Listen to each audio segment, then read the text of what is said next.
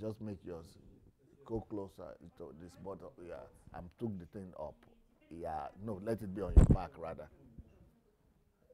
Like that. Yes.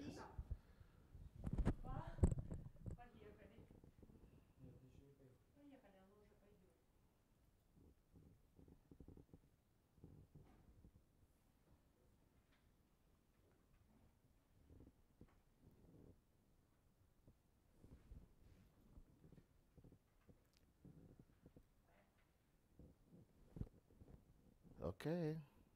I heard we are live. Can somebody look at it if we have notification? Yeah, we are. I can see it already. Okay. Yeah, zvuka neto по-моему. Hello, Marian. Marian Sunday. Uh, welcome to our live streaming. This is another day of blessing, another day of grace, another day of. It's a new day in Ukraine. Tomorrow is my birthday, so we're having a new style, a new studio, a new equipment, a new system that we're having working for us. So welcome to our new technology here.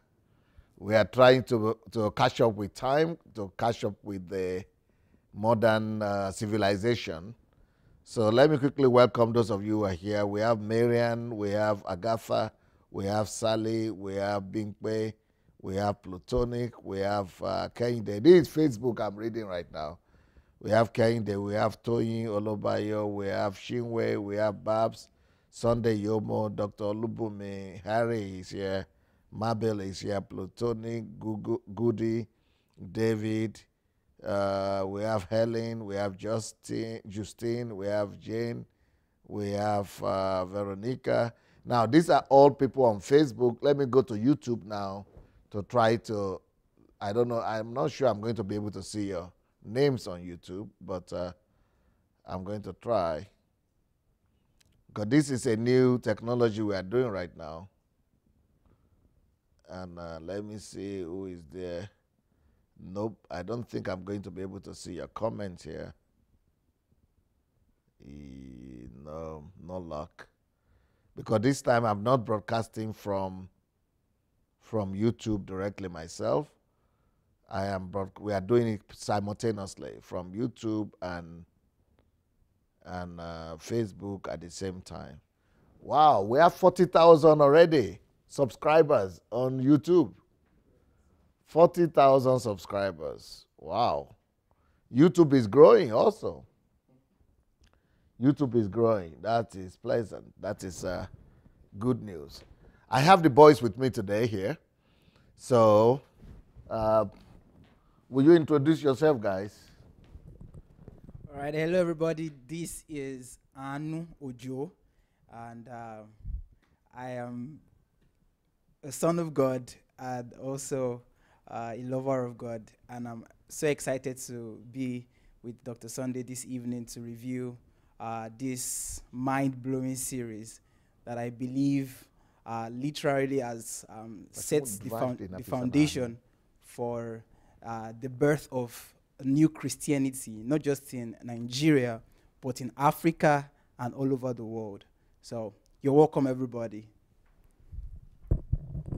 For every time God wants to change stuffs and shift paradigms and change the course of event and make life better for his children, he very often look for people.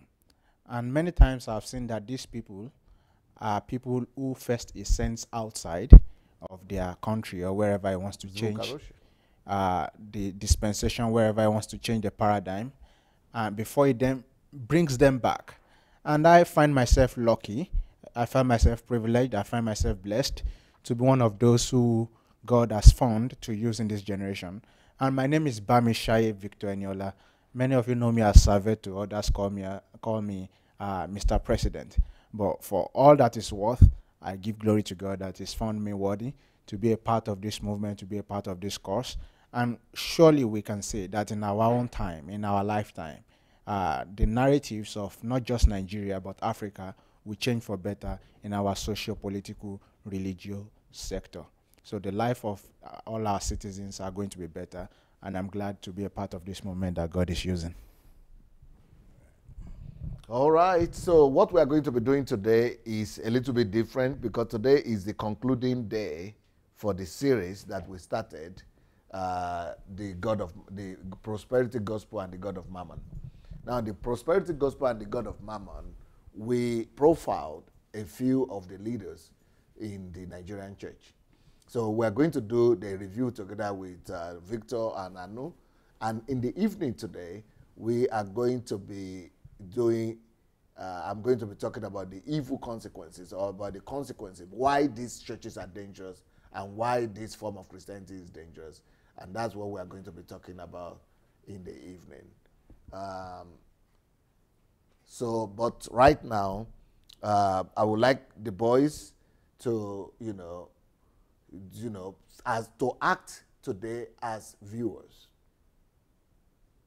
So I'm the one who did the teachings and the analysis, but I've had a lot of people calling in. But I would like us to do in-depth analysis of, first, generally, what do you people think as viewers? I think you people were able to witness and view all the 4 series, right? Mm-hmm. So what do you think? That's number one. What do you think is the general lesson and the benefit of this endeavor? Is the risk worth taking? That is number one, the general overview. Then later on, I would like us to do a wholesome and conclusion of the series, maybe touching on examples from different ones. Then, thirdly, I would like us to stop on doing the analysis of the do analysis of comparison of each one of the 4 before we now go into in-depth analysis of each of the one of the subject. I don't know if those 4 things I mentioned, those 4 titles I mentioned, are not too. I'm sure you are not in a hurry to forget them. No. Okay. If anybody forget, you remind each other. So who starts? All right. So, like you said, speaking from the viewer's perspective, and from a general note, I want to say that this series that you just completed literally exposed, it was an exposition into the evil system that we have in the church in Nigeria. That is not just we have in the church, but that's what we call church. What we call church in Nigeria. So it was on a general perspective, not going into the specifics. It was, I would give an allegory of you bringing floodlights into the darkness that we call church today, and then you began exposing every one of them, making people realize the darkness that we call church today and what is really going on there as regards the worship to Mammon and not God. But, looking at each one of the analysis that was done, would you personally have thought that things were so gruesome like that? Never. Never, because there is a facade that we people buy into. Yeah, there's a facade that people buy into. There's a facade that these men of God, they create in such a way that the people who are looking from afar off are unable, they are blind to notice and to see the evil that is being perpetuated, even on the pulpit. So, most of the things that you brought out were not things that were discussed in secrets or in No, there are a lot of things that I'm sure they were planning and they were secret stuffs. But what you showed were things that were thought right on the pulpit. But the sad thing is that they've created such a facade that it is impossible. They've made it impossible for the people in Nigeria who worship in these churches to be able to even notice. Talk less of understand. Not even understanding the court system that operates in the church in Nigeria. So from a general perspective, I would say that this is literally you obeying the word of God. That when we see evil, we should expose evil. So I believe this is it was an exposition to the evil of the Nigerian Christianity. So the term that I normally use, that there is no church in Nigeria, does it really now, is because those times it used to be just like a cliche. Yeah. Like just a statement, a blank statement. And people used to say, why should you just make a blank statement like that? Is it still coming across as a blank statement now? Well, I don't think it would come across anymore, especially for those who took their time to listen to this series and to even combine the knowledge of the series that you taught on paganism, on syncretism. I mean, you just need to listen to all of those series on paganism, on syncretism, and then this series, then it will be obvious to you that what you always say, that we don't have an idea of what true Christianity is in Nigeria, people would realize, because the people who are perceived as the forefront, the forerunners, the main, okay, if you want to mention pastors, Christians in Nigeria, the main guys were the people that you mentioned here. So even if these people, the best of the best. So we are not talking about the infringed. Yeah, no, there are some ones that are peripheral kind of. But these are the top guys and they have been found to be naked. Yes. So you just showed us. So I mean, if you brought the best, it's just like someone saying, I have the best clothes. And then you come and then you expect, okay, what you're calling the best is nothing close to the best. It's actually a messed up clothes. It's a rag. It's a rag. So that's exactly what you've done. I mean, that's what this message you've preached. I mean, the facts, the videos you showed, the exposition into the scriptures, into the mind of God. I think it just takes, you don't have to be deep. You don't have to be a deep thinker, as a matter of fact. You don't have to even take time to even process deeply what you've been taught. Just listening and with the evidences that you've shown, with the scriptures that you juxtaposed these messages with, I mean, you just know these guys are nothing close to ministers of God. Instead, they are ministers of Mammon and they are ministers of themselves. They are serving, at best. They are serving their own belly. That is exactly what they're serving. They are ministers to themselves, feeding themselves, building their empires, and leading people away from God. And that's the real tragedy about it. Amazing. Thank you so much. You want to call you Saveto? Saveto, yeah. Okay, Saveto. Let's hear Saveto now talk. Yes, sir. I think you've done a good job, like you always do, very thorough, and with the empirical evidence. So there's no one in his real sense and not being sentimental would say you've not said what is right or you've not said what is the truth.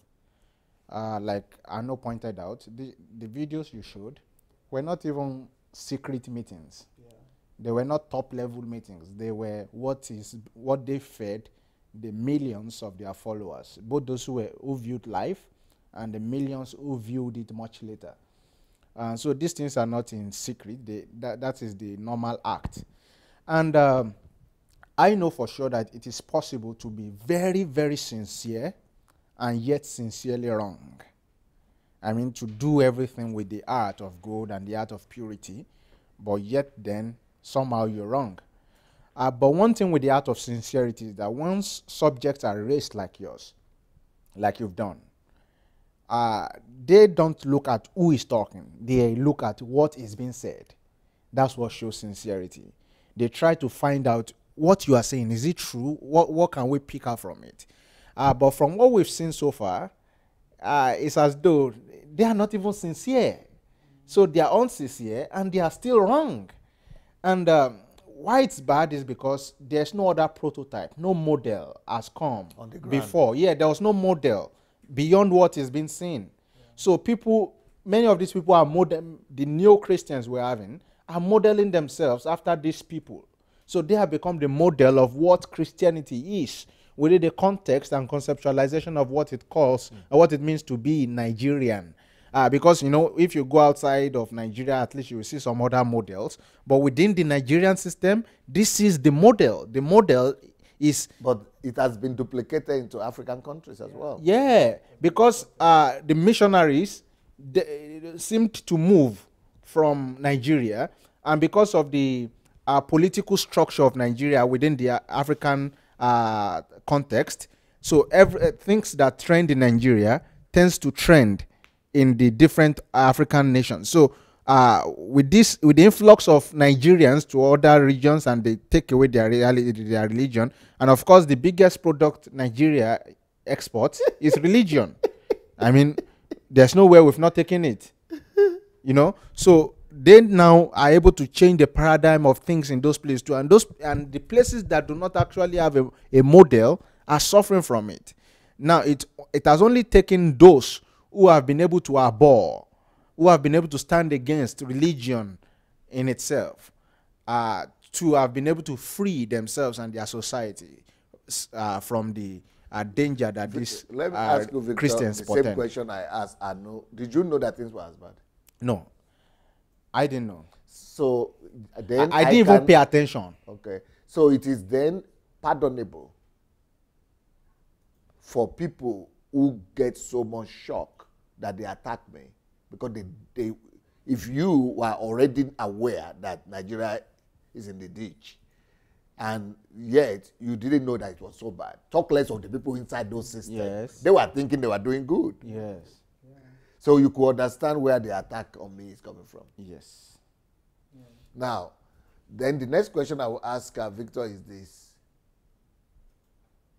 There was somebody who wrote an article or who did a video criticizing the Nigerian church one time, no, the African church, that we don't have that the churches are bad. And I said, I will not do it like this. You were there when I was doing that. Yeah, he wrote an article. Okay. And I would say I will not do it like that. That when I would do my own, even though I agree with everything he wrote, I said, when I would do my own, that it will be beyond, because anybody can write anything. And what you write, just mentioning the people, name of people and saying they are like this, they are like this. I mean, there is no fact to back it up. I said I don't do things like that. And I explained to you people the way I do things. Yeah. And this has become a know-how right now to the way things should be done. It has brought, polemics to a new level. Yes. It has brought, Standards. Yeah, it has brought a new standard to logical reasoning. It has brought apologetics to a level that Nigeria has not known. Maybe the world has not known before. Because not just coming to, everybody is telling me, just teach, just preach, mention some things, but don't bring facts out. Don't bring videos out. Don't confirm that they are the ones saying it. Don't quote them the way they are. It's one thing to even quote them, but to even put the video when they are saying it, you don't give them any place to retreat, no place to hide. There is no way to escape it. There is no escape route for them. And then the analysis on the scripture, on psychology, on the analysis of philosophy, and then the calls from people to come in.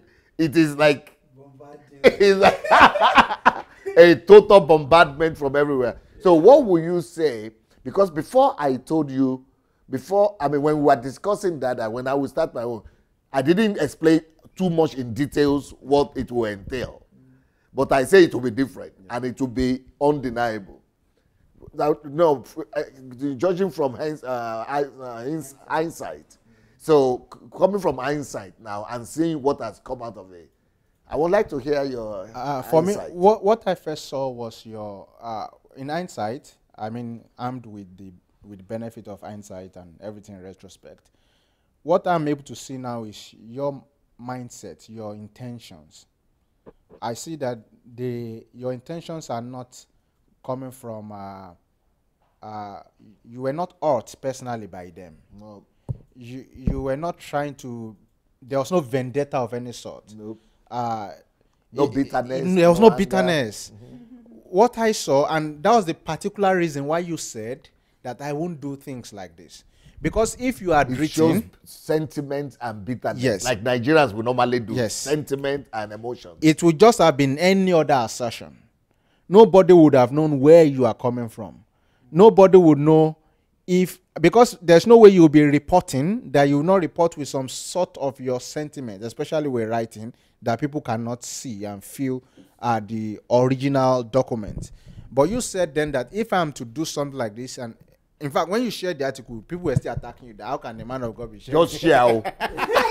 Not even my own opinion. How can the man of God be sharing articles like this? There was so much attack then. So I can remember someone asked you, okay, so now that you have shared, DSA, what's your own opinion? And you're like, I agree with it now. Which was already too much shock for people. Yeah. How can you agree with something like this? So They didn't know that my own was still packaging. That was still months away. So, but the good thing then was that you said, if I'm to do this, I will show with evidence, incontrovertible ones that cannot be denied. It won't be, I am guessing. It won't be, I think. It will be, people will see clearly that this is what happened. It won't be my opinion. It won't be your opinion. It will be clear. And so, you got, and as a matter of fact, knowing you personally, I know that any information you give here is less than 3% of all the information you know about them. I know that personally. I've been privileged to at least hear a few of some of those, and some of these people, they are documents. I've been privileged to see Because I just a tiny only one. talk about the ones that are documented without controversy. Yeah. And then the one that doesn't touch their personal character. No. Even with with the doctrine. even with the doctrines and documents, I think It's you, still not you still even try to be very 10%. careful. Yeah. Yeah, you still try to be very careful. You only want things that are already outside. Yes. Things that Not are the things that that are I outside, know. not the things you know. Because if it's the things you know, Well, I think there will be a lot of controversy. Yeah? And this one they are still talking, they won't be able to talk. So, but just things that are outside and things that people who have been under this thing can relate to on a first-hand note. And that's why those who are calling are saying, I was under this teaching. So I was even there. yeah, when I they was even preached there it. but I didn't see it this way. But if it were to be the things you knew, many of these people may not be able to relate with it because they were not there. They will But be you have saying, that "Ow, information. why?" Yeah. So with that, I've been able to see that once you are able to show the video, it was in convention, so and so, Shiloh so and so. That's on the one hand. On the one hand, is the same video you play. People will listen and will be like, okay, so what's wrong with this video anyway? Can you You know, imagine? because that's the same thing. That's not the first time we were listening to it. So, but when you now start the analysis of what it plays, the impact it has on their psyche, the impact it has on their mind, how it's brainwashed them, how it's even turned so many into psychopaths, how it's made many people just live for themselves, how it's made many people be the protagonist, the antagonist of the society, and anti what God has even called them for. So when people now begin to see this, begin to hear your analysis, their eyes are now opened to what they did not see. They are now being able to see things in its naked self. So it's like you are unraveling. It's like you are unraveling. So you unravel layer by layer. You open the next layer, the next layer, the next layer. And that's the beautiful thing about what you do. Because it's about the details. You are very detailed. So you do the first one today, is like you unravel the layer. You do the second one today, you unravel a layer. And that's why you can have someone calling for the 10 days that you're using to do the series and still be saying different things. Because, and it's still shocked, it's still surprised. because you unravel them. And then not the fact that you also analyze, you are able to analyze with superior logic. And the beauty of that is that the mind was given to assess and judge logic. That's why God gave us the mind. That we can be able to conceptualize, reconceptualize, that we can be able to learn, unlearn, or relearn where the need may be. So, and to form logic or to form conceptualization, information is needed. So the good thing is that you have this information, both in the, many people like to call it spiritual, but I still believe everything is on the level of the mind. Both in the spiritual department, in the psychological, in the philosophical department, all of which, in the sociological, all of which dictate and decide how humans live, how we live our lives on earth. And of course, religion has always had its pressure or its influence on how we live. So by the time you are able to bring all of these aspects of life to explain the impact of these so-called preachings, the impact of these doctrines in the lives of people. So for so many people, and including myself, it's a huge deliverance. For so many people who have always felt that, it's a vindication. For so many people who have always supported these people, it's like, wow, we've got to do better now. So it's a challenge. So, and I think and that's the beauty of everything, that people now can see clearly what is and what was, and now can make choices that are better. And I think so many people are doing that, making better choices now. I'm going to ask another question from you, from the two of you. There is a scripture that is my favorite that you people will know now, that is one of the things I normally talk about. Can you believe it that all these things that I exposed these last few months, that I have known them for at least the last 15 years? Personally? And I had to live with it. And just like you now, just for people who are saying you are judging, you are attacking, they don't even know the kind of patience God gave me, the kind of grace to contain. It's just like saying you know what you know now. Everything. And then you will not be able to say anything to anybody, not even on private level, except a few people. You will not be able to share it publicly. You will not be able, nobody is talking about you, but you know it. And you know the whole world doesn't know, and everybody is dying like that. For 15 years, I kept quiet. I only spoke to themselves. And there are people who are cronies, there are cronies who are close to them. For 15 years. So can you now understand what Solomon called the sorrow of knowledge, the sorrow in wisdom?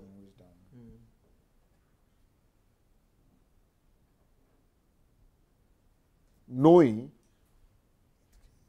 having the wisdom, sometimes is more a tragedy and a sorrow and a pain to you not talking than when you are talking. So when I'm now talking, people are saying, how could you talk? They don't know that I've suffered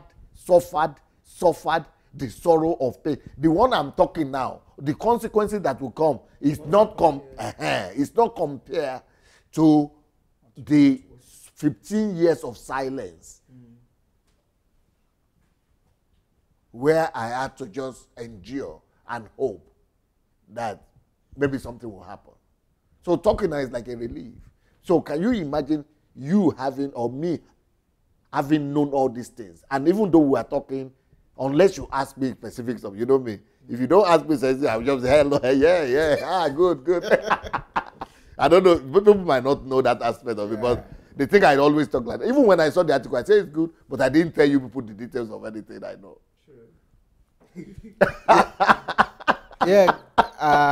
Having to interact with you, one of the things I've also seen is you can do high five and just smile with everybody, but if someone does not come around you and ask question, you are not going to say anything.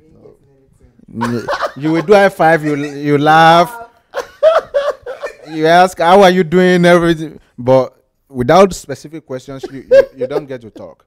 And furthermore, before you started this, I've related with you at least 2 years before you started this.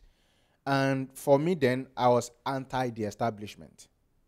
So that was, the opinion I had about you before I met you was different from when I now met you. Before I met you, I thought you were like the Nigerian pastors. And so that's why I even did not want to come close. Like typical. I thought you were like the typical Nigerian pastor. So personally, I didn't want to come close. Because already, I know knows me. I've already been anti-establishment. Because you knew I something didn't, was wrong. Yeah, I knew, but I didn't know up to this level. I could not even defend it up to this level. But just on the level of organization, this was not even much about like doctrines. denomination. Just organization of how they run church and purpose that they impact their impact in the lives of people. Because I was in politics already, so the church politics was even worse than the one that I'm doing within the school structure. That on the other side, people come to church, they don't gain anything. So for me, I thought your structure of church was also like that. So personally, I didn't even want to come close. But what brought me close to you in the first place was politics, NSA then. So by the time I spoke with you, I think our first conversation was on the calling of nations. After I read your article, we discussed about that. And from there, I began to reason. You were totally different from what I expected. That being said, then if one will go back to listen to your videos of 11, 13 years ago, even in this RCCG, the Northern America, the only difference between then and now is that then you were trying to teach them this how to do things. You were not basically pointing out the wrongs. You were just saying do it the right way. But that's why those who are saying that try a different method, they just know that you've done it. It just didn't work. So then you went there, you taught them, you even took examples, you took people from Ukraine to speak about, and you've been to different nations teaching this same mindset, because it's a mindset. For example, did you see my church shift challenge to America? Your church shift, yes. To America, the video. In fact, the one you preached on this guy's show, this pastor. TBN.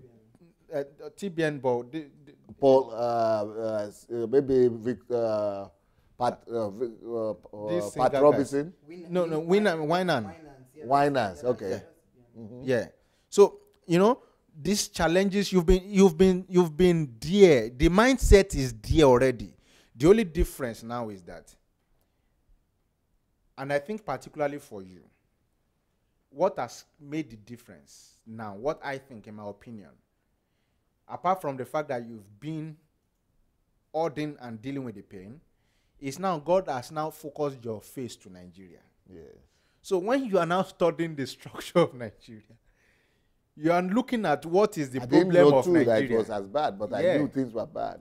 So when you are now looking at the problem of Nigeria, and you are not able to connect it with this knowledge you've had for 15 years, it's even more painful. Yeah. So this is why these people are suffering. You are able to see clearly that not just the fact that it's wrong doctrine, is the fact that it is impoverishing the people.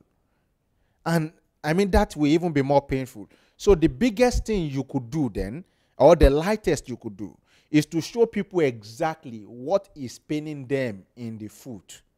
You are showing them exactly the thorn that is in their shoes. And would you be wicked to do that? No. It's like the manufacturer of my shoe now Deliverance should put a pin inside it, and I'm wearing it. And you are showing me that, there's a pin here. And let's say Nike is now saying, you are wicked. Why are you showing these people? Or people who buy Nike say, you should have kept quiet. But pin is pinning people. It's just. It is just that you speak out that this thing is here. And people do not know, people really do not know the impact of this, because they've been so sensibilized that it has become normal. It has become insensitive. Yeah, insensitive. They don't even feel it. But the bad part is, sooner or later, it's a ticking time bomb. It's either we stop it or everyone gets exploded. You have a comment on that in that regard? Yeah, there are two things that are in my mind as regards your question. Because your question was centered on how you've had this in you for 15 years. And you've spoken in some denominations, but this is different from how you've done others. And I'm trying to analyze, not speaking out, as a result of being plagued by silence, where you know but you cannot talk, of which many people in Nigeria are suffering from. So there's one thing that you are filled with content, you know the truth, but you are plagued by silence. You are afraid of what you say. That's one thing. And there's another thing where you're not plagued by silence, but it's just like you are restrained for, I don't know, but that time, the reason why I was not talking was that, first of all, I thought that my calling was not Nigeria. For Nigeria. So it's other people's call. So, let them deal with it, something. It's not my calling. So if they want me, if they want me, they will call me or I will talk. But if they don't want me, I don't have to deal with them. Yeah. So but that one, he got it right. Yeah. Since God now says I should focus on Nigeria, it has become my responsibility. That's exactly what I want to say. That what makes this one different, in that you were restrained or you were constrained for a set time as this. I see. Yeah, I believe strongly that you were not, the reason why you were not out for those 15 years, apart from the fact that of what you said, was because God had predestined a time as this. And this is like a Kairos time, really. I'm it's telling exploding. you. It's like a time of, like I was speaking with, predestined time. Yeah, it's a Kairos time. It's a tipping time. They call it in business. It's a tipping time. It's like this is the time that this thing should happen. Like I was talking with Daddy Freeze yesterday. Yeah. By the way, if you have not yet shared this message, please go share. Go share the message. Share right now. Let's go and share the message with all our friends. And the mentorship, I'm sure you are seeing the announcements, Pastor Natasha. I'm sure you are seeing the announcement for mentorship, for the sharing, and for every other thing. Go share HMT, youth HMT, adult HMT. I'm sure you will be seeing the writings in the subtitles. So, yeah. Yeah. So, I strongly believe that God preserved you, and He preserved that message. It took time for everything to keep going as it was, keep getting worse. So that this time would come where the moment you begin to speak, it becomes undeniable. Such that there were things that... Maybe God made me to have the record. The track record.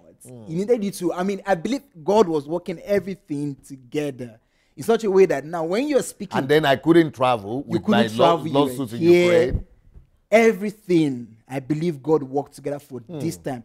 I was thinking today, earlier this evening, and what was in my spirit, the impression I got was that this series that you thought and what is going to emerge from this series, I believe it is God setting a foundation for the emergence of true believers, of true and Christianity true church. And true church.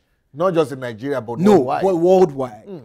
Because I believe, and because I would never have thought it possible that all we had practiced in Nigeria was fake. It was nothing close to Christianity. It was paganism. It was syncretism. It was African traditional religion mixed with some faith in a supreme being that I will not call Jesus.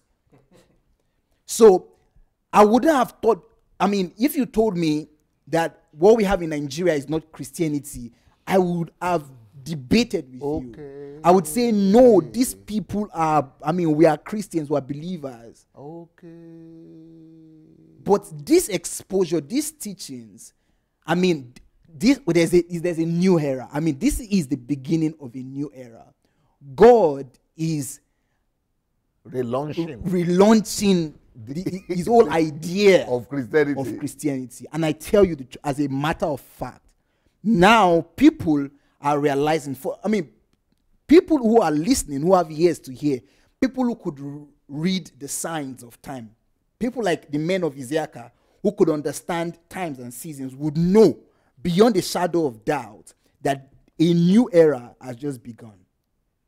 That one I know, where now people are getting an understanding of what it really means to be a Christian, of what church really looks like from God's perspective. Because all what we've had is nothing called church.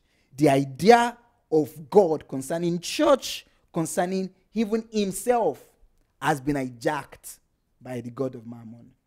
There are two more ideas I want to ask you people about. When I was doing the series on paganism and syncretism, people were telling me that, Pastor Sunday, if you don't do any other thing again in your life, this one is okay. That syncretism and paganism is enough for the whole world to just be digested, or to the Nigerian church at least to be digesting. That before it just is that for this one alone you'll be remembered. That's what they are thinking. Yeah, until you did this. And that's how all your series are really, Pastor. That's how that's all your series. They say this is the best yet. It's better to put the word yet. Yeah. Yeah, if you know Pastor, you don't just say this is the best. What you have to say is this is the best yet.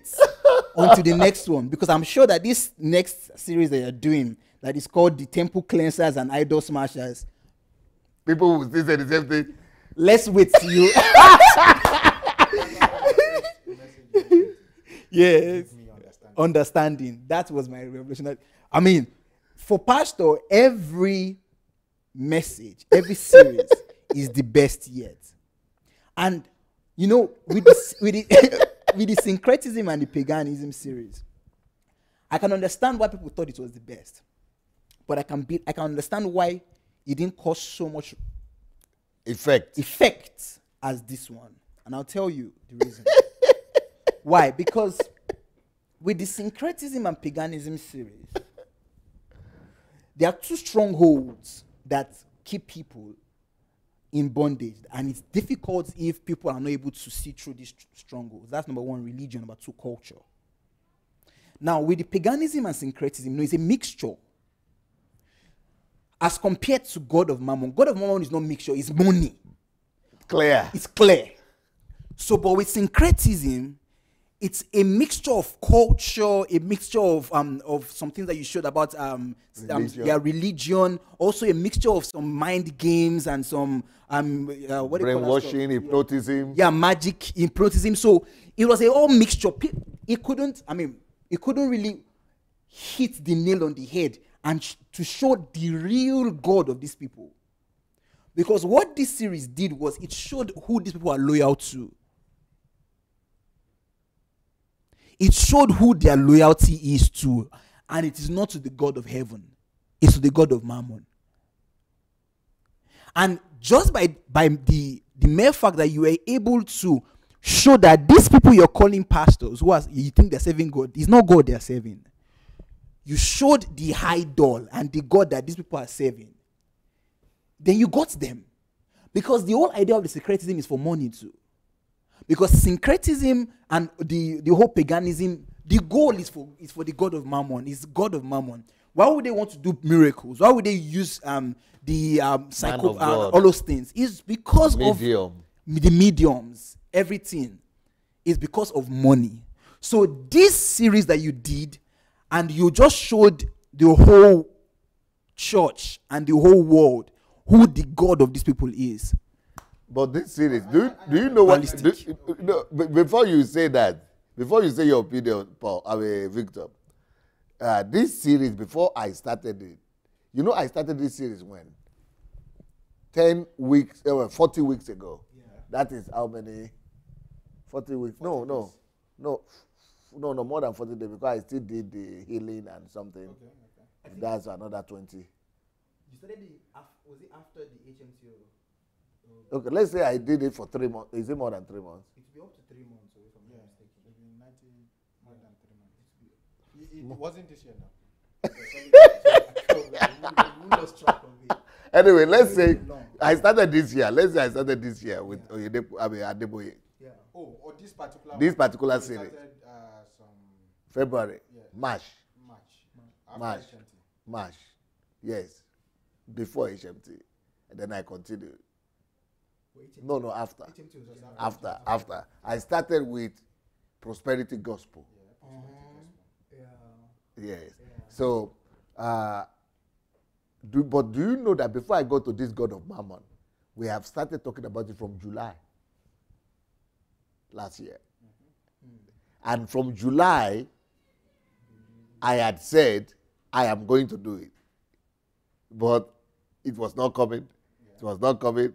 It was not. Since that we read that article, it was not coming. That article came out in May last year. And we had been talking. I said, I will do my own. And by the time I do it, but I needed to prepare the ground. So before then, I started with paganism, syncretism, urgent measures to show, try your Christianity or measure your Christianity. How is your church a call? Plague of silence. Then, prostitution of tithe and offering. So I was going somewhere. I was building and getting people ready. Mentally, because you couldn't just start this kind of thing. That's exactly my opinion. So I do not think that the paganism series did not do its did not. I think it performed. Every series performed what they needed to perform. Like you said, you could not just have come to say and of course if you did it, people will still understand. But not at the level of connectivity that they have now to understand it. Because before you brought about money, you've brought about the different tools they've used to manipulate them to this point. So that's why I think, and for some people, it's not everybody that even give their money actually. But that doesn't mean that their lives are not yet being controlled. Because those who actually don't have money may not be able to give it. But they give their time in service to these people. They are being used anyhow. So just the whole idea, the whole structure that has been built to dehumanize people, you've exposed it in the previous series. And the beauty of it again is that many people will hear this series and will still go back to the previous series. Yeah, to understand it better. For them, it won't matter which one you preached first. Yes. At least there is a reference point. You understand? It don't matter which one you preached first. It's just that the catalog is there, the library is there, and the beauty is that this thing, for as long as the problem remains, is still going to be valid. And even when the problem is gone, it's still going to be a standpoint in history that this happened. And to prevent, I'm even more concerned about preventing the church in Nigeria or and anywhere else from reverting back to that stage of paganism again. Okay, now the question I now have is this, which is an observation from other people as well. And you people might know this, and I think we have discussed it a little bit with you people also, that people say, these GOs, because people realize that even people like Adeboye has spoken about me, and then Suleiman has also spoken. I don't know if people saw it. Yeah, saw that. And then Tunde Bakare, who was my friend, also has spoken. So people, it started getting to them. It started getting to people bad. Yeah. Even I heard now that Chris Oyakilome has gathered these people and started also talking, about the God, that, these people are criticizing and things like that. So things had started getting to them. But the reason why they now say, the things I'm getting back, the feedback I'm getting is that it's not even what I said that is killing them now, or that is making them to go and declare 40 days fast.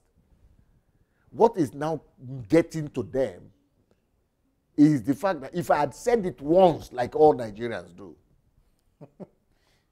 a whole message, 2 hours, and that's it, it's over.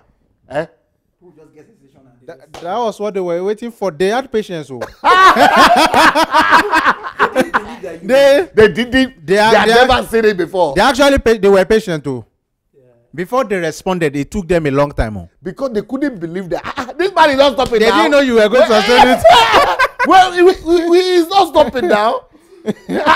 So maybe we should begin to talk because he's not stopping. We're talking with it will be over. It will be over. It's not over. And the funny thing is that the mistake they will make again is still to talk, because the more they talk, and of course I heard I'm not concerned about them talking. I've heard the band recording in the most of the things. That is not even the point I'm trying to make. Yeah. The point I'm trying to make is that Nigerians are not expectant, or they are not familiar, or they are not used to consistency and persistency On one point, using different. I don't know what means. people are getting what I'm I'm something about that. Speaking of the tithe issue, thank God I'm out of Nigeria. Thank God now I've been able to work with you, and I've been able to to know how to use my head now, my brain, and know how to process things. Because Nigerians, we've been configured in such a way that we're sensational in our approach of things. Okay. We just want to just make a statement. We want to just one statement. One statement, and the whole world, the whole world just goes. Yeah, we just go. It just goes round, viral. That's it. Just like I saw videos of some pastors in Nigeria. Let me just narrow down on the tithe issue now. When the tithe saga began, some pastors gave some statement about tithe, and there was just frenzy all up and down. Oh, Bishop Mike Okonkwo, he also talked about Mike. But what has Bishop Mike Okonkwo said after that? Even the guy who That's my point. Even the Tunde Bakare who criticized you now. Okay, what? The point is, there was a time that he also said that this is wrong. To jail. He tore Oyedepo's book. Yes. He criticized The same thing you are criticizing. But I think the difference now is that even he is a part of the system. Maybe not as bad, but I think it's still the same structure. Yeah. But that's not even the problem. I think the most problem is that, and Bakare is a very competitive person, and is used to being the front line of the Nigerian church. He's been at the center stage. But now, and I'll thank you. I'll tell you one thing also, that I believe the Nigerian believers and the Nigerian pastors too are not able to do as you do. When you have nothing to lose, then you are really free. Okay, yeah, that's when you are free. When you have nothing to lose, then you are a free person. Yes. The pastors in Nigeria, they cannot exercise, because for you to be consistent on a thought, you have to be dead to self. You have nothing to lose. Okay, if it's death I have to die about, just standing on the truth, let me die. If I have to lose friends, let me lose friends. If I'm going to lose the whole church that been following me all these years, of my followers, let me lose them. But these guys, they have so much to keep. But the thing I was told by some people also, apart from this point you are making, is that some people said Nigerians cannot do it. I said, why? They said, even to go to church on Sunday, one Sunday, when they go to church on Sunday, they know how much money they get. Just 40 minutes preaching or 1 hour preaching. They know how much money comes in, how much tithe, how much offering, how much profit offering. They are used to the fact that any little effort they try to put in to serve the people, it gives them a lot of money. But now, put them in a place like Pastor Sunday, no offering one time. Not just one day, every day. And you are working more. Not just 45 minutes, not 1 hour, not 2 hours, not 3 hours. 6 hours a day and no one offering. Nothing for you to gain. They said they are used to what is there for me. Nigeria is now a quick fix, microwave mentality. Money, it has to be what is in there for me. They said even those people who just go to joke, comedians, that even they will joke for 30 minutes or 1 hour, they will go. Millions. They are going with 500,000 home. So people, Nigeria now, they are not used to the attitude of serving God just for God, doing something for free just for God, not to. In fact, there are some people who are, because of that mentality, people are saying it right now in Nigeria. even Adeboye said it, that it is because they know they want to stop you. It is the movement that they want to stop because they know that we are too powerful. They believe that some people are paying me. That it is some people say it is the Northerners. Some people say it is the Islamic agenda. Some people say it's the government of Buhari because I campaigned for him. So that some people are paying. There is no way now. How can you be? No, how can they be doing that so consistent? No. And there's no game. It cannot be. It cannot be. No. Who will do it? Can you do it? You can't. He cannot do it too now. Yeah, I agree with that. I agree with that standpoint. I tell you, I agree solely on it. You think Nigeria can think like that? I tell you, because that's how it is really. It's a culture, it's a mindset. That what? That the reason why you want to do anything is because of your personal gain, of what you're going to get from it. Or they will say because he wants to come and do his church. Yes. Some people even say it's because of competition. Yeah. He wants to paint other people so bad. that when he comes, yes. now followers. Yes. How stupid? How stupid? How stupid can that be? Not just stupid. It's the way they are. So they get to reason things like that. The way they are. Yeah, because that's how they would have done it. Are you serious? Because if they wouldn't have done it that way, it would not have come to their mind. But that's exactly what they would have done. They would never have done anything without what's in it for them. They would never stand for the truth if it's not if there's no ulterior motive. So before they speak out now, it must be that there must shall be something that they are gaining from it. So if anyone now wants to, it's impossible to rationalize that you are doing this thing and there's nothing you are gaining from it. But that's why they say even if it's not gaining for now, right now, even if it's not gaining for now that it is the politicians who are paying him or the Muslims or the Northerners, then it should be because he has some agenda. Yeah. Either because he wants to make everybody look bad and then make everybody look bad and then make all those members to come to his place, or he just wants to come to Nigeria and get cheap popularity. He wants to be popular. I don't know if you have read. People say that a lot. Yeah, people say that a lot. I mean, I've seen many people drop their comments during your live show. That who is this guy that just looking for popularity? He just wants to make people to know him and just wants to bash other people so that he can be famous. That is actually the mindset in Nigeria. Can you imagine? I tell you. I mean, the fame craze, relevance. So now when they see you do something like that, I've seen many comments like that you just want to just be popular. You just want, but I mean, some people even be abusive and derogatory. Because they don't even know, they don't even take their time to study, to know who I am. No, that's not how. They just assume that the way they are thinking is who you are. Is the way they are. Yeah, is the same thing. This guy. That's how they think.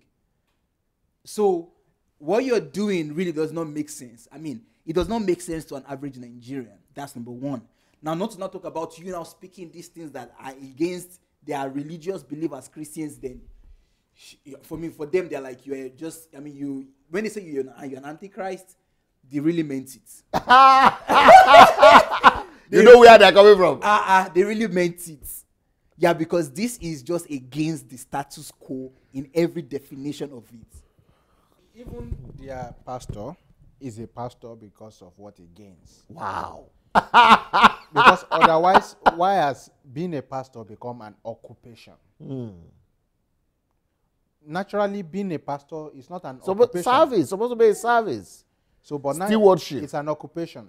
And you see that in the sense that, for instance, those who play instruments in church, those who are choristers, in my own opinion, within the context of church service, I think they do the same thing as pastors. As the pastor, yeah. But they don't get paid. But these pastors get paid. So it's impossible to now look at you as a pastor and you are doing what you're doing and they think that you are doing it without gain. Now, that you are doing it without gain is not even one thing. But to rationalize that you can think of losing everything and still go ahead. You know, there's a difference between you are not gaining. I think you are right, because many of them are dreaming of being able to call Oyedepo, You understand. Adeboye, all of them. But I already have That's that. the level they want to And reach. then they want to get there, and I'm calling it off. I'm blowing the bridge. I'm burning the bridge. And one of the And beautiful, they are still dreaming of getting to that Yeah. bridge. one of the beautiful things that I listened to this guy say, Suleiman, was when he acknowledged that you are his friend. You see? So he acknowledged. So what that, I've been saying is true. So You know, I've been saying it. yeah. So he acknowledged that Sunday Elijah is my friend. You see? He said he's called you twice. Yeah. But you didn't. Although I don't know if he knows you, I don't didn't- use telephone. Yeah. I didn't pick it because I even dropped my telephone. All the people, but all of them have been trying to call me.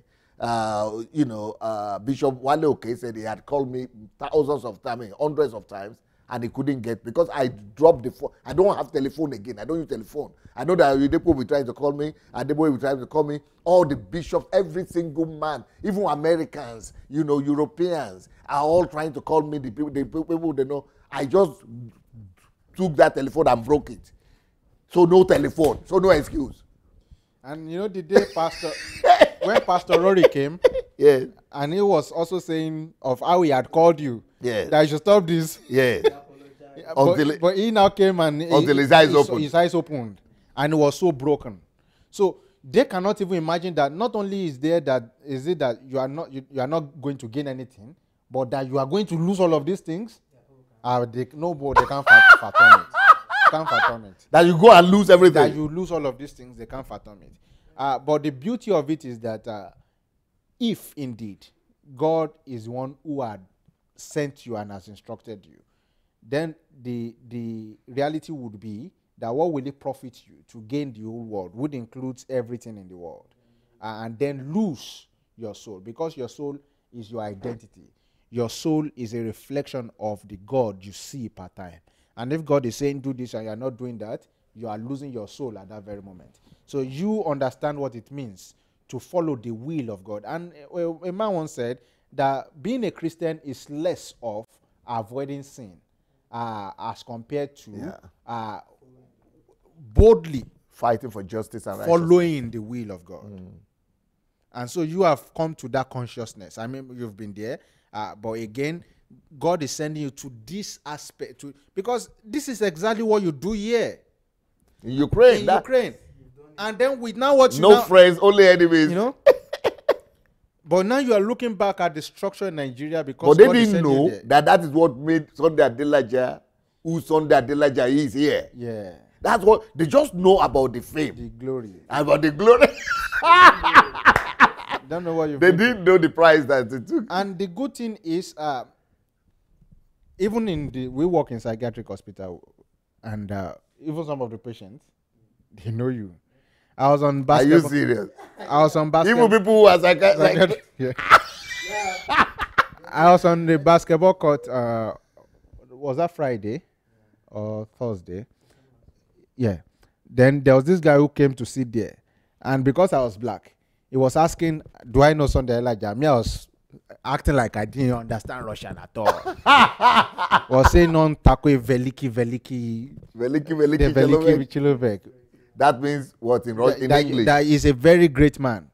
Very great man. I was not. Is he your pastor? I said, yeah, he was my pastor. He used was, but he was saying he is a very great, good man. That's just on the street of another place in Kyiv. So It's just like today, we went to. Were you there? Yeah, tell them the story. Yeah, so today we went on a stroll, on a walk through the park, and while we're walking, we noticed the Russians around, the Ukrainians. I mean, they saw him. Many people noticed, but they just looked at him and they were like, "Okay, maybe is this the Sunday Adelaja that we know?" They can't believe it. They can't believe it. Really, many of them would see. I mean, I literally saw a man that looked at us. He was smiling. He walked past.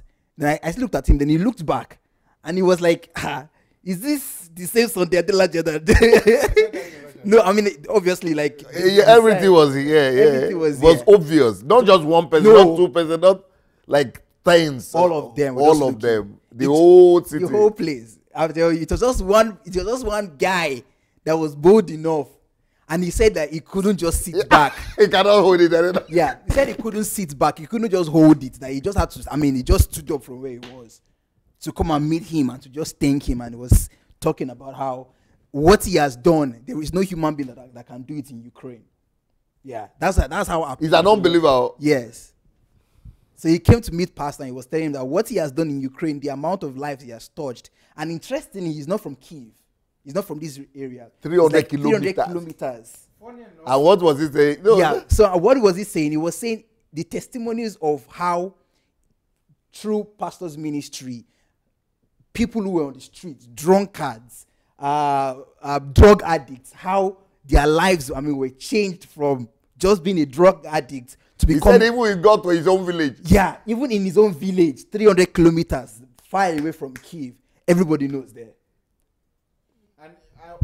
He said, what did he say about permitting? What is that? Yeah, and he said that he was saying that in Ukraine there must be a monument statue, yeah, of Dr. Sunday Adelaja in Ukraine. That it's not possible that they must create. They must build that monument of Dr. Sunday Sunday Adelaja in Ukraine because of the impact he has made. And it's not just like you said, that's 300 kilometers from away. Kyiv. 5 years ago, I came to Kyiv and I was going back. So we didn't get a straight train. So we had to use one connecting train. So the connecting train dropped us about half the journey. I mean, from Kyiv to Simferopol then was 15 hours. Wow. So we had traveled 7 hours. We just dropped down Pastor Louis. And there was this drug addict who we found on the road begging for food. So we said, we're not going to give her money, but we're going to a woman, a lady, yeah, we're going to give her food. So in the place of engaging her, she was like, she has to go back to rehab. And she was mentioning God's embassy rehab. Wow.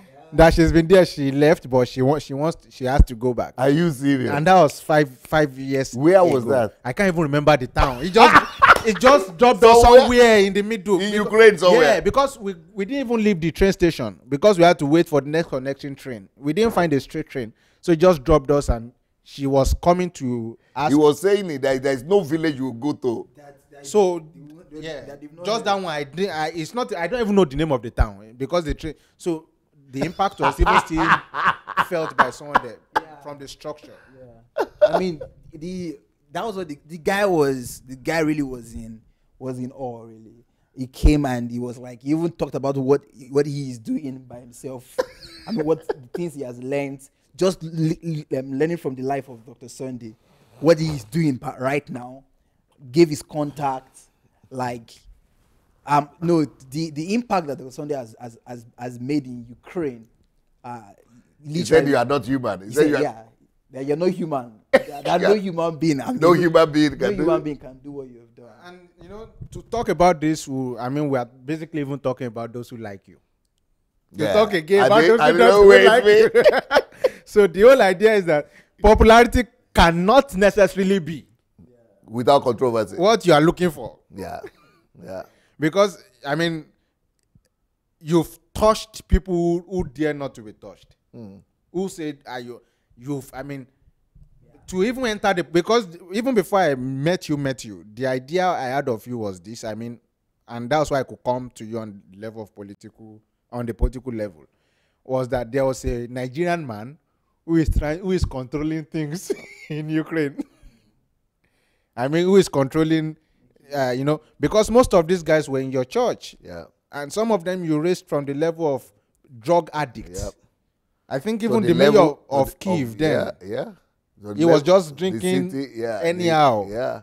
City of Kyiv, 34% of the parliament of Kyiv, members of parliament, a whole fraction in the central parliament. Yeah. And then, the minister of justice and the Supreme Court, just all kind of thing, all over. Even Nikolai then, the church was had impact.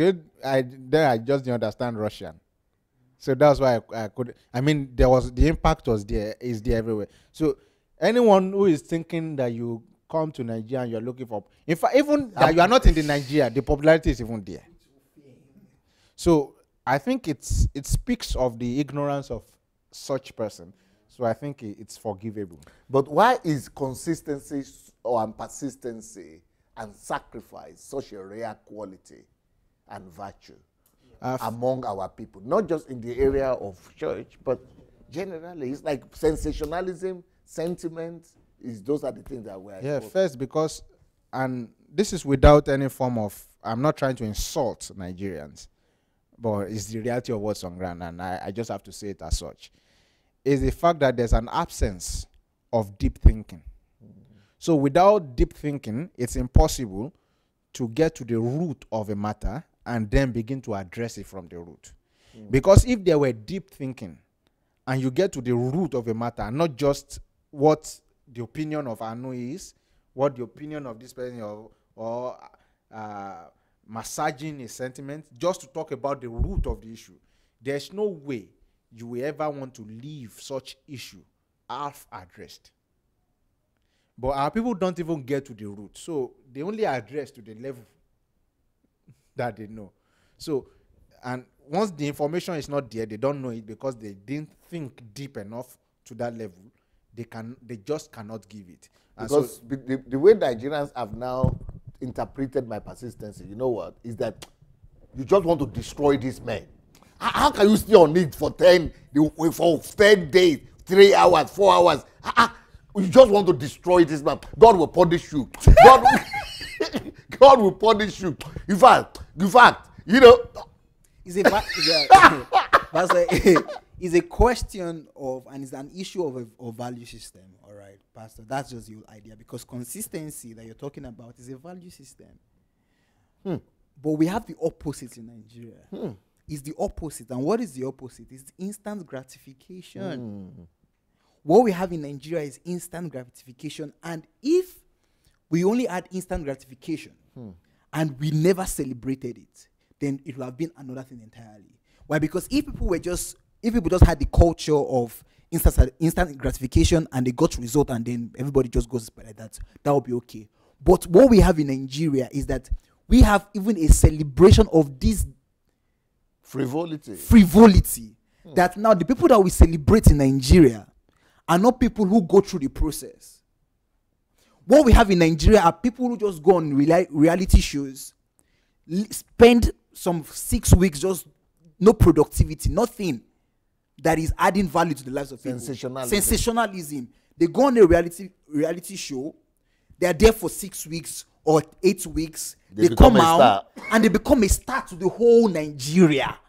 I'm saying these guys are celebrated by governors. No, it's not possible. I heard that even jokers, those ones, what do you call it?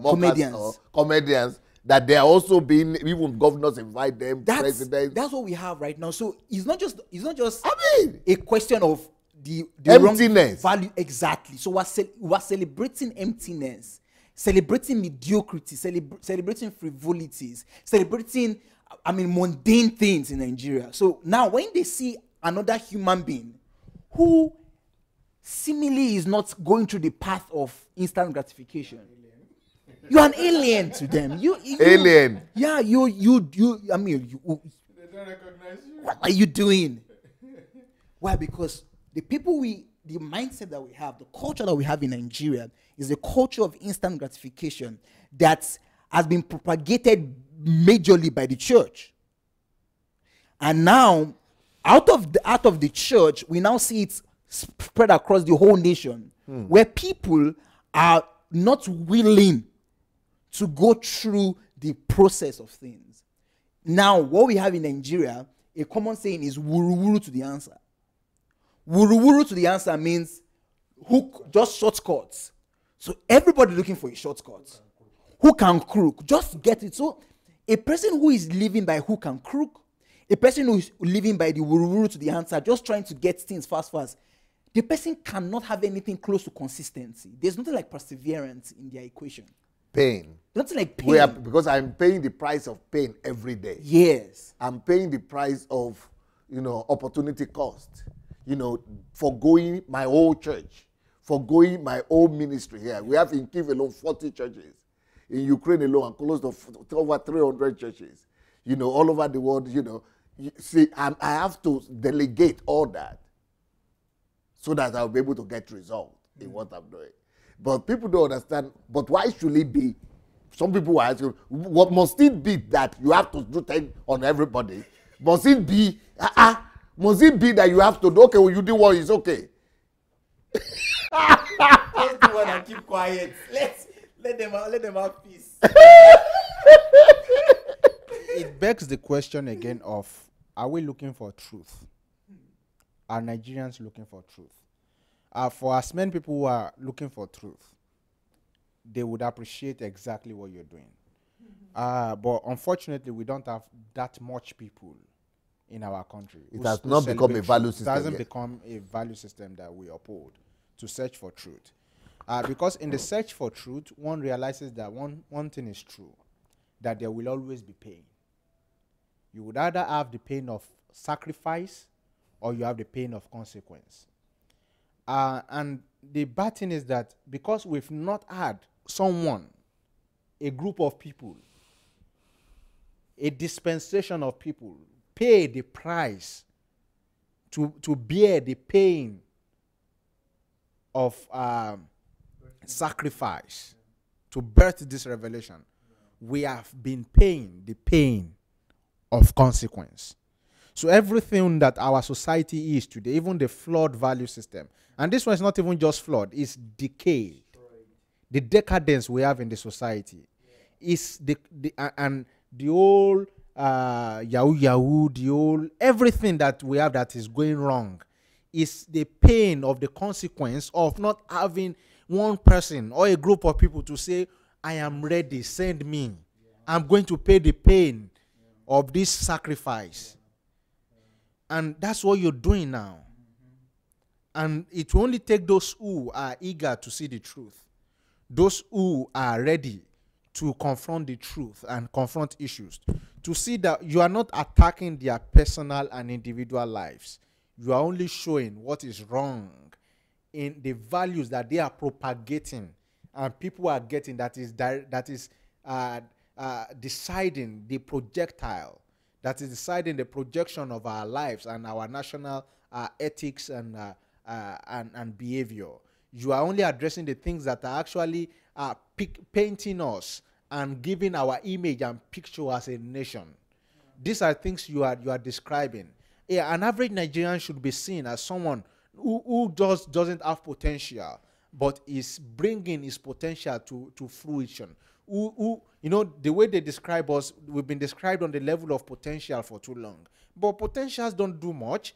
When we describe with potential, Singapore was nothing. When we describe with potential, Saudi Arabia was just like a desert. When we describe as with potential, America was still trying to get things right. You know, in quite a lot of ways, especially with the civil rights movement. A lot of things was happening. China was nowhere when we describe with potentials. We've always been described with potentials, but something is wrong. We are not kickstarting. And one thing we cast that stay on a point and are not kickstarted is that no matter how good it is, it will spoil.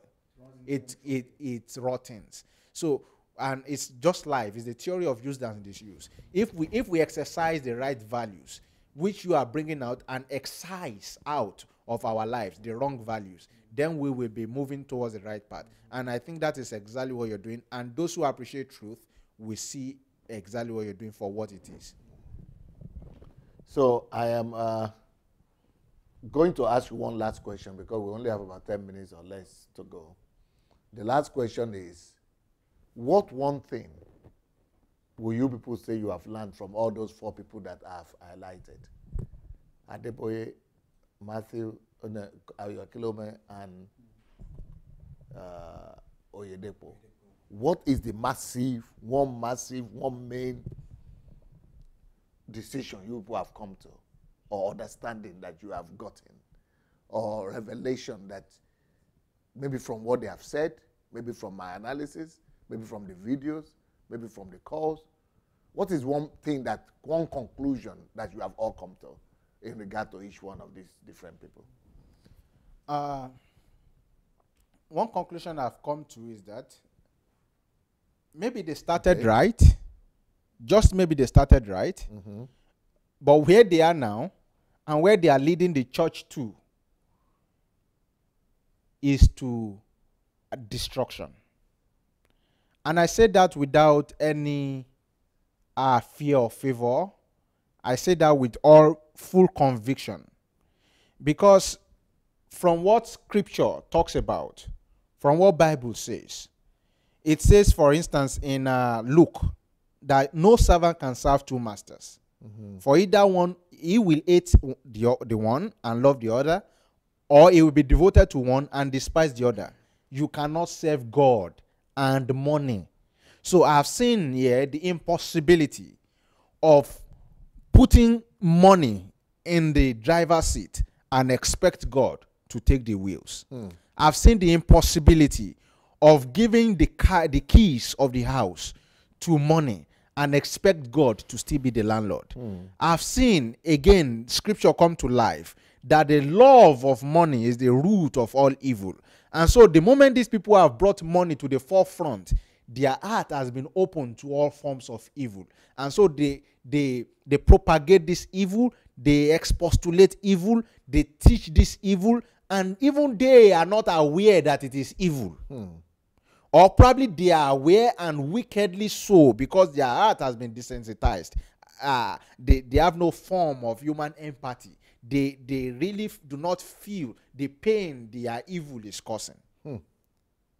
So for me, I see a set of people who, if we do not stand up to speak as we are doing now, are going to run the nation aground, are going to destroy what even is Christianity. Left. Not even Christianity is even something else, you know.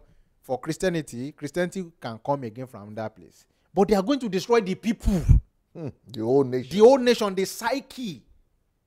That there will be nothing left in that mind to even comprehend what Christianity is. Gone. Or what is wrong or right. Yeah. There will be no mind left. They will kill these people. Because there is no way. This thing is not working. And people are going to get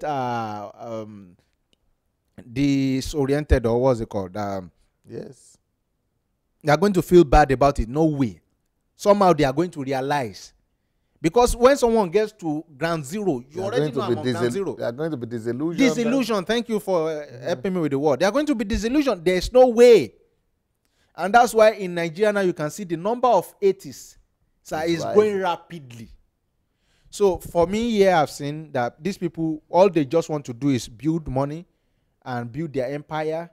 And it's just about them and their family. They know already how to insert their family into the structure.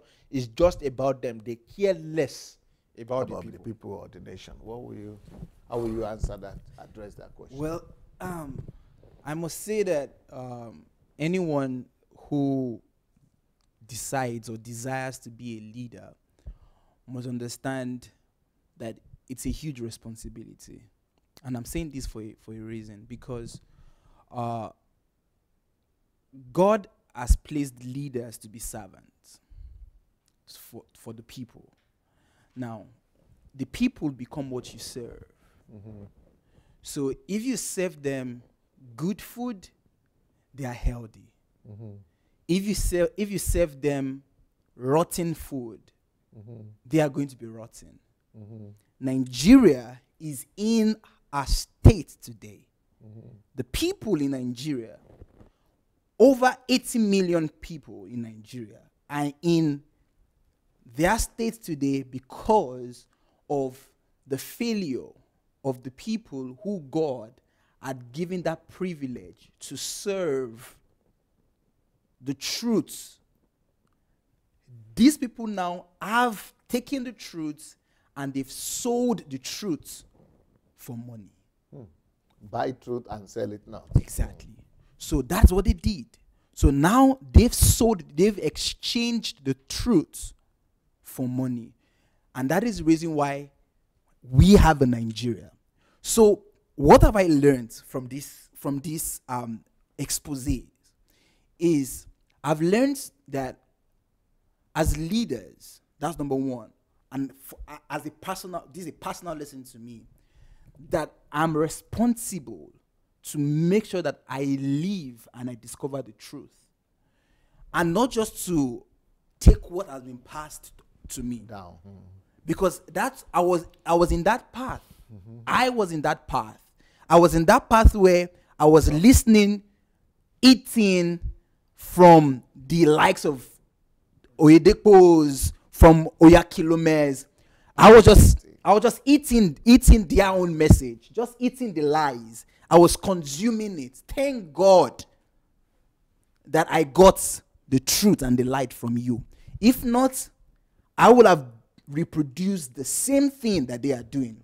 And the truth about it is that we learned that if the grandfathers went a centimeter, the fathers would go 100 centimeters. And the children would go a mile. And that is just what, thank God that this came up as a standard. It is as though God just raised this message as a standard against the evil. That no, we can't pass this evil to the next generation.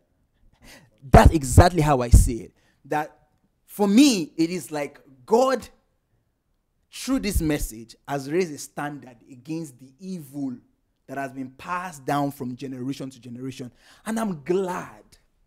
I'm joyful. I'm grateful to God that He has counted me privileged to be a partaker of the first fruits of this revelation. I'm grateful to God that I belong to that generation that would herald, that will bring in the right understanding of what Christianity is. I belong to that generation of people who would display the true God, not the God of Mammon. I belong to that generation of people who would live by the principles of God's kingdom. I belong to the generation of people who will begin to display the love of the Father to the people around me, such that I would be exactly like Jesus, where I can boldly tell people that when you see me, you have seen the Father. Amen. Not because I'm trying to be braggadocious, not I'm trying to say that I'm God, but because I understand the character of God.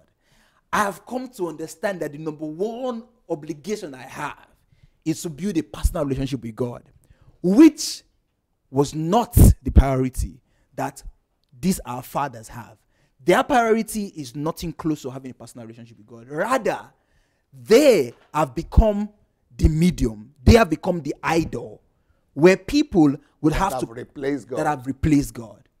So I'm grateful to God that in this new era where God has brought forth the revelation, the truth of what Christianity is, of who He is, I belong to that generation. And I am actively involved in it.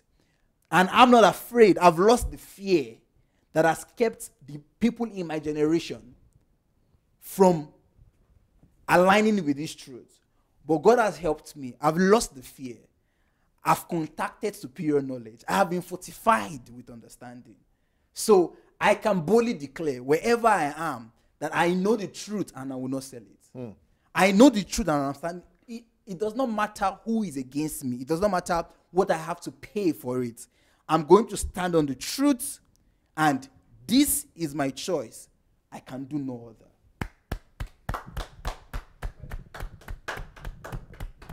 Bravo, bravo, bravo. Okay. Our time is just so quickly come to an end, but I'm so satisfied with this discussion.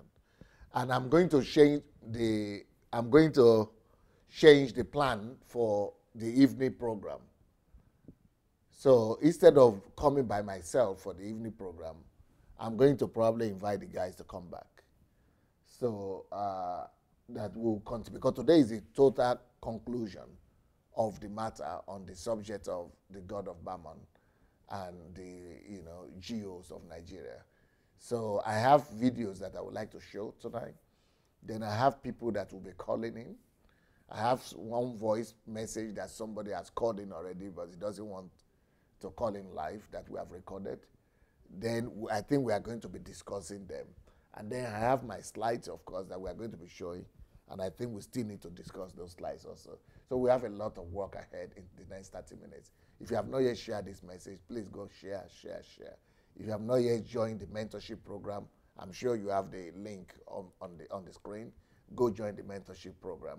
If you have not yet registered for HMT in Ukraine in June, from June 25th to 3rd of July, go and do that. If you have not registered for your children's, teenagers HMT in August, from August 6th to 11th, go do that as well. But I hope you are enjoying the new technology and the new equipment that we are just testing right now, that we are just introduced. But write me your comments on what you think about this new technology that we have introduced and with this new work that we are doing. And we are trying to improve. These are a lot of money for us to build up a new studio, and this is just the beginning. Where we are just, like I said, testing the whole program right now. So, but by in the next 1 week, by the grace of God, we will have a new studio and with different broadcasting equipments. And we already have them, but we need to know how to work with them and how to maximize them. So thank you so much for your time. In the next 25 minutes, I'll be back, and I'm sure with the team to do a thorough work. I'm sure the guys would like to say bye-bye to you all, and so. All right, guys. So see you guys in less than 15-20 minutes here, thereabout. All right, guys, it's been a pleasure. Thank you so much, Dr. Sunday, for the opportunity, and you guys that are always watching. And we're a team. We're in this together. So please do well to share. Do well to inform your friends. Don't keep this information to yourself. We have a whole world to salvage, and you are a part of this commission that God has chosen for a time like this. God bless you, and I hope to see you soon.